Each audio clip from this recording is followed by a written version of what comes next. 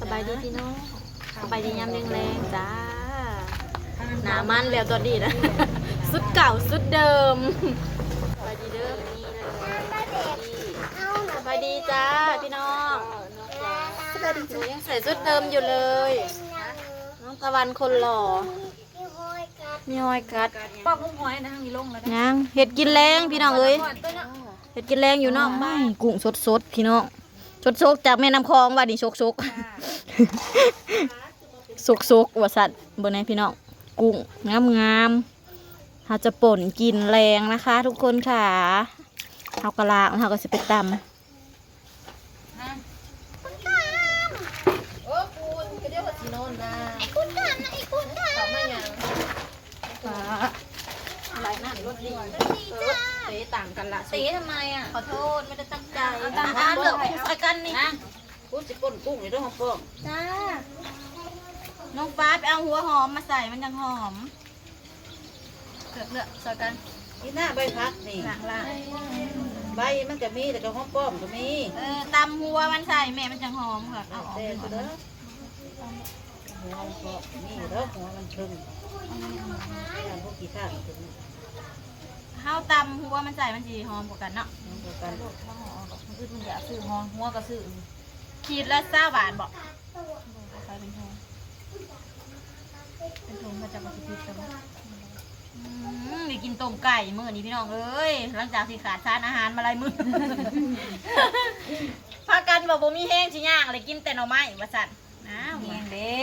ได้สดต้มไก่ฮ้อนๆพ่อใหญ่ทอดก็สิบ่ลูกแล่นบ่บัดนี้พากันกินทำไม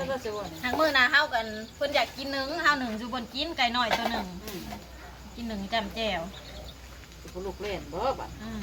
ไก่บ่ได้อึดกับพ่อกันชื่อกินบ่กินมีแต่ทานหน่อไม้เนาะแม่พี่น้องไก่อันอยู่สวนน่ะก็บ่อึดบ่ได้บอกลูกชายเราเฮ็ดไก่ให้พ่อใหญ่ทอดนี่เด้อเจ้าก็มีเฮงไก่เฮากับบ่อยากเฮ็ดมันคณะซ้ำหนึ่งก็บ่ได้กินเนาะมียังไงโอ้เจ็บเด้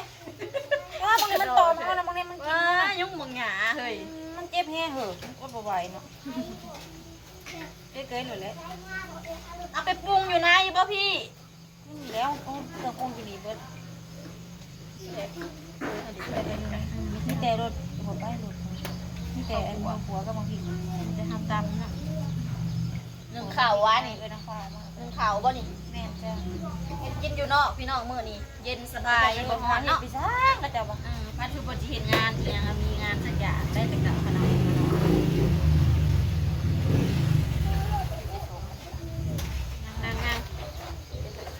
ท่านนี่เถอะไหลยุ่งคนเดือบัตรแต่เกิดพี่แจ๊ผู้ได้ข่อยนะแต่เกิดพี่แจ๊ผู้ใหญ่ทนผู้ได้ช่องยังนอกบัตรนี่ขึ้นลูกแห้งมันลูกแห้งเห็นคนละเถื่อนะลูกขึ้นคนแห้งเป็นการโตนั่นจ้องขาวทองยุ่งกับพ่อยุ่งห้องนะยุ่งสมัยไรแบบนี้ทำบัตรนี้จ้าโคกใหญ่มากทุกคนทำป่นกุ้งกัน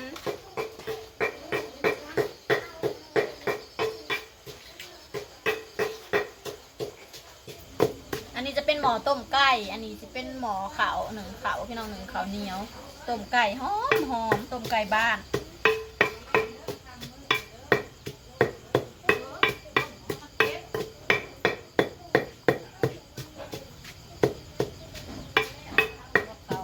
จุ่มเปิดประกันถ่ายคลิปนะแม่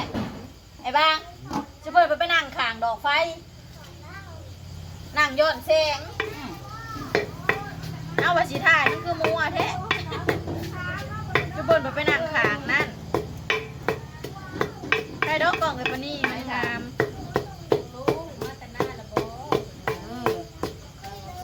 หัวเข่าหน้ากับน้ำอายได้กินง่ายไปกินไปน้ำหนึ่งเขาไปน้ำพวกเราไปแซ่แท้เปิดไหล่ข้าวเลิศเลยค่ะเบิดมือซิ่งเป็นซิ่ง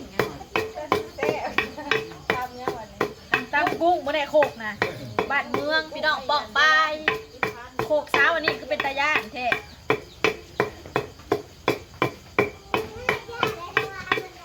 เอาแนว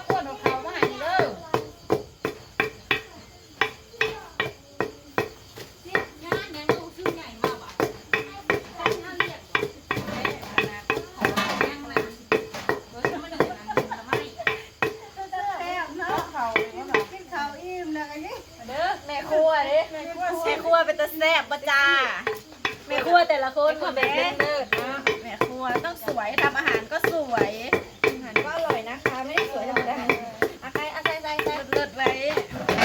เลิศไว้ก่อน ซิ่งขนาดเลย พอไหมเด้อพอเมนูต่อไปจ้าสรุปหัวหอมไม่ได้ใส่ใช่ปะคนกุ้งเนาะใส่ใบมะนาวคนกุ้งจากแม่น้ำคลองครับโอ้เอาขึ้นมาใหม่ๆเป็นสบายดีจ้าเต็มจอเลยหัวโอ้ยเป็นตะย่างเนาะนมหกเต็มจอเลยพี่น้องเลยนมหกค่ะ พูดแบบนั้นน่ะบัวนี่ เว้ยเอาบวงมาให้แน่เจ้ามายิงเต็มจอเลยตนาจะได้ยันวิวเดียวกันยากดิป้าแต่ต้องได้ยันวิวเยอะนั่นแหละใส่แล้วเห็ดเพชรหลายโปะ ไปย่าอย่าเพิ่งใส่บุเด้อ ใส่มะพริกจ้ะจำนี่วะ